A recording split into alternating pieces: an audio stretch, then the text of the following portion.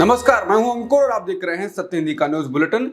एक नजर अब तक की सुर्खियों पर। प्रयागराज में उत्तर प्रदेश लोक सेवा आयोग यानी यूपीपीएससी के बाहर प्रतियोगी छात्रों का प्रदर्शन जारी है। इस बीच गुरुवार को यह प्रोटेस्ट तब उग्र हो गया जब छात्रों ने पुलिस की ओर से लगाए बैरिकेड्स तोड़ दिए। छात्र आयोग की तरफ जाना चाह रहे थे। छात्रों का आरोप है कि उन्हें धमकाया जा रहा है और पुलिस द्वारा मारपीट भी की गई। प्रदर्शन स्थल पर सादी वर्दी में पुलिसकर्मियों की मौजूदगी से माहौल और तनावपूर्ण हो गया। वहीं प्रयागराज में छात्रों के प्रोटेस्ट के बीच सपा चीफ अखिलेश यादव ने कहा है कि भाजपा की अहंकारी सरकार अगर ये सोच रही है कि वो इलाहाबाद में यूपीपीएससी के सामने से आंदोलनकारी अभ्यर्थियों को हटाकर युवाओं के अपने हक के लिए लड़े जा रहे लोकतांत्रिक आंदोलन को खत्म कर देगी तो ये उसकी महाभूल होगी। आंदोलन तन से नहीं मन से लड़े जाते हैं और अभी तक वो ताकत दुनिया में नहीं बनी जो मन को हिरासत में ले सके। जुड़ेंगे तो जीतेंगे। राजस्थान की 7 विधानसभा सीटों पर उपचुनाव के लिए बुधवार को वोटिंग के दौरान मचे बवाल पर अब आक्रोश बढ़ गया है। ये बवाल तब बढ़ा जब बुधवार को वोटिंग के दौरान निर्दलीय प्रत्याशी नरेश मीणा ने ड्यूटी कर रहे एसडीएम अधिकारी को थप्पड़ मार दिया। नरेश मीणा का आरोप है कि एसडीएम अधिकारी अमित चौधरी ने 3 सरकारी कर्मचारियों से फर्जी वोटिंग करवाई। निर्दलीय प्रत्याशी नरेश मीणा ने कलेक्टर को मौके पर बुलाने की मांग की। इस दौरान आक्रोश बढ़ता गया। घटना का वीडियो सामने आने के बाद मामला लगातार तूल पकड़ रहा है। नरेश मीणा की गिरफ्तारी की मांग को लेकर प्रदेश भर में अधिकारियों ने हड़ताल की बात कही। पूरे मामले में नरेश मीणा समेत 60 लोगों को गिरफ्तार किया गया है। पुलिस का कहना है कि लोगों की शिनाख्त की जा रही है और लोगों की गिरफ्तारी हो सकती है।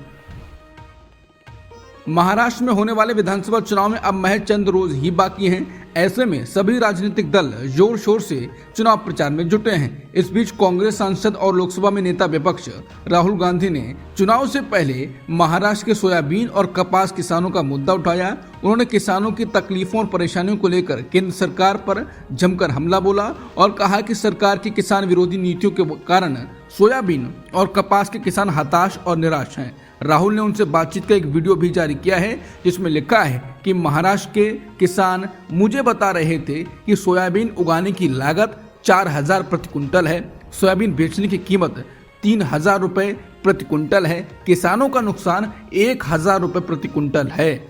आय दोगुनी करना तो भूल जाइए, भाजपा ने किसानों को अपनी फसल लागत के 3/4 दर पर बेचने को मजबूर कर दिया है। महाराष्ट्र में चुनाव प्रचार के दौरान एआईएमआईएम के राष्ट्रीय अध्यक्ष और हैदराबाद से सांसद असदुद्दीन ओवैसी लगातार सुर्खियों में बने हुए हैं। इस बीच एक रैली के दौरान सोलापुर पुलिस ने ओवैसी को नोटिस थमा दिया। खास बात यह है कि नोटिस भरे मंच पर दिया गया। वो सोलापुर मध्य विधानसभा क्षेत्र के पार्टी उम्मीदवार फारूक शाब्दी की रैली में शामिल होने के लिए आए थे। इसी दौरान ओवैसी को नोटिस दिया गया। सोलापुर पुलिस की तरफ से दिए गए नोटिस में ओवैसी को किसी भी समुदाय की भावना को ठेस न पहुंचाने और भड़काऊ भाषण न देने की हिदायत दी गई। इसके बाद ओवैसी ने मंच पर अपने संबोधन के दौरान नोटिस के बारे में बोलते हुए कहा कि मैंने नोटिस रिसीव कर लिया है, लेकिन मुझे ये समझ नहीं आया कि आचार संहिता के दौरान पुलिस कैसे नोटिस भेज सकती है। आचार संहिता लागू होने के बाद रिटर्निंग ऑफिसर पुलिस को कंट्रोल करता है। ऐसे में पुलिस कैसे बिना रिटर्निंग ऑफिसर की परमिशन के नोटिस भेज सकती है। लेकिन मुझे कोई प्रॉब्लम नहीं है। इस दौरान ओवैसी ने अपने छोटे भाई अकबरुद्दीन ओवैसी के 15 मिनट वाले बयान की भी याद दिलाई। ओवैसी ने नोटिस का जिक्र करते हुए कहा कि 9:47 हो गए हैं, 15 मिनट अभी बाकी हैं। इसके बाद ओवैसी ने मुंह पर हाथ रख लिया और कहा कि वेरी सॉरी। उन्होंने आगे तंज करते हुए कहा कि सिर्फ दूल्हे भाई को नोटिस भेजा जाता है और किसी को नहीं। उन्हें सिर्फ भाईजान से मोहब्बत है, दूसरों से नहीं। गुरुवार की सुबह दिल्ली की हवा में प्रदूषण का स्तर गंभीर श्रेणी में दर्ज किया गया। सुबह 8 बजे दिल्ली की लगभग सभी जगहों पर AQI 400 से ऊपर ही रहा।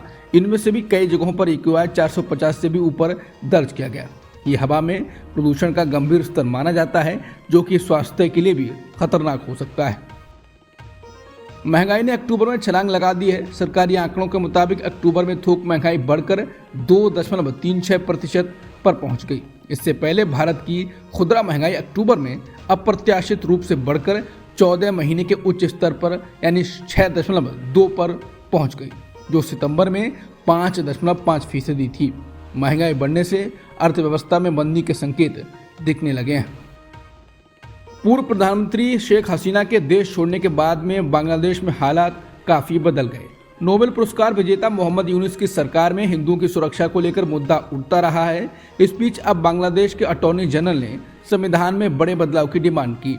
उन्होंने कहा कि देश की 90% आबादी मुस्लिम है, इसलिए संविधान से धर्मनिरपेक्ष शब्द को हटा देना चाहिए। अटॉर्नी जनरल मोहम्मद असदुज्जमा ने जस्टिस फरहा महबूब और देवाशीष रॉय चौधरी के सामने 15वें संशोधन की वैधता पर अदालती सुनवाई के दौरान अपनी दलीलें पेश की। इंडिया टुडे की रिपोर्ट के मुताबिक अटॉर्नी जनरल ने कहा कि पहले अल्लाह पर हमेशा भरोसा और आस्था थी, मैं चाहता हूं ये पहले जैसा ही रहे। अमेरिकी राष्ट्रपति जो बाइडेन ने अमेरिका के नवनिर्वाचित राष्ट्रपति ट्रंप की बुधवार शाम व्हाइट हाउस में अगवानी की। ट्रंप के व्हाइट हाउस पहुंचने पर जो बाइडेन ने गर्मजोशी से हाथ मिलाया। दोनों शांतिपूर्वक सत्ता के हस्तांतरण पर भी सहमत हुए। जो बाइडेन ने मुलाकात की शुरुआत में ट्रंप को संबोधित करते हुए कहा कि चुनाव में जीत के लिए आपको बहुत बधाई। हम सत्ता के सहज हस्तांतरण की आशा करते हैं। हम ये सुनिश्चित करने की हर संभव कोशिश करेंगे कि आपको कोई दिक्कत ना हो। हमें आज इस बारे में बात करने का मौका मिलेगा। आपका फिर से स्वागत है। बाइडेन के संबोधन के बाद ट्रंप ने उनका शुक्रिया करते हुए कहा कि बहुत बहुत धन्यवाद। राजनीति कठिन है और कई मामलों में ये बहुत अच्छी दुनिया नहीं है, लेकिन आज ये दुनिया बेहतर है और मैं इसकी सराहना करता हूँ। एक ऐसा सत्ता हस्तांतरण जो सहज है, हर मायने में अच्छा होगा। मैं इसकी बहुत सराहना करता हूँ। अमेरिका के नए चुने गए राष्ट्रपति ट्रंप ने पूर्व सांसद तुलसी गबार्ड को नेशनल इंटेलिजेंस का डायरेक्टर बनाया है। तुलसी गबार्ड 2 दशकों से भी ज्यादा समय तक अमेरिकी सेना के लिए काम कर चुके हैं। तुलसी आर्मी नेशनल गार्ड के तौर पर इराक और कुवैत में तैनात रहीं। उन्होंने होमलैंड सिक्योरिटी कमेटी में भी 2 साल से ज्यादा समय तक काम किया। हालांकि तुलसी को उनके नाम की वजह से अक्सर भारतीय मूल का समझ लिया जाता है, लेकिन उनका भारत से कोई संबंध नहीं है। तुलसी के पिता ईसाई हैं और उनकी मां ने हिंदू धर्म स्वीकार कर लिया था, जिसके बाद चलते उन्होंने अपने बच्चों के नाम भी हिंदू धर्म वाले रखे। तुलसी गबार्ड भी हिंदू धर्म को मानती हैं। जब उन्होंने संसद में शपथ ली थी तो भागवत गीता पर हाथ रखकर शपथ ली। ब्रिटेन के अखबार द गार्डियन ने कहा है कि अब वो सोशल मीडिया प्लेटफॉर्म एक्स पर कुछ भी पोस्ट नहीं करेगा।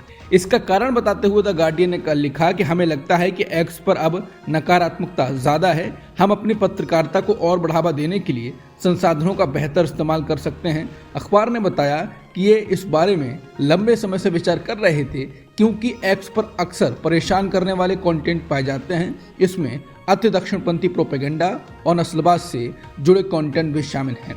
द गार्डियन के मुताबिक अमेरिकी चुनाव ने भी इस बात को साबित कर दिया है कि एक्स एक टॉक्सिक प्लेटफॉर्म है और इसके मालिक एलन मस्क राजनीतिक माहौल को प्रभावित करने के लिए इसका उपयोग कर सकते हैं। हालांकि एक्स के यूजर्स गार्डियन के लेखों को साझा कर सकते हैं। इसके अलावा गार्डियन ने यह भी कहा कि उसके रिपोर्टर खबरें इकट्ठा करने के लिए एक्स का उपयोग कर सकेंगे।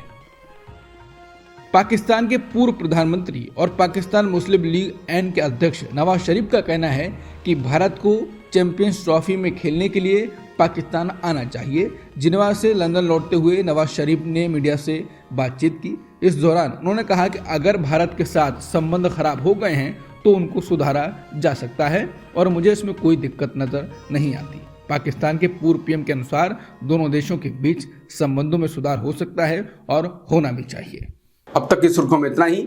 बाकी खबरों के लिए बने रहिए सत्यहिंदी.com के साथ।